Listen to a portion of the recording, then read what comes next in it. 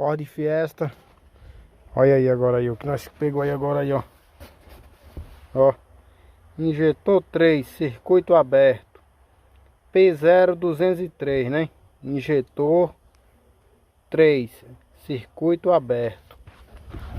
No Ford Fiesta. Agora quando nós vem aqui, ó. Ó, fiozinho quebrado. Porém, vamos na contagem. 1, 2, 3, 4. É o quarto. O terceiro, ó. Os outros tá tudo inteiro. Olha, ó. Tá vendo? Ó. Ó. E o quarto quebrado. Só que o scanner disse que é o terceiro. E agora? É o chicote. É a pinagem do módulo.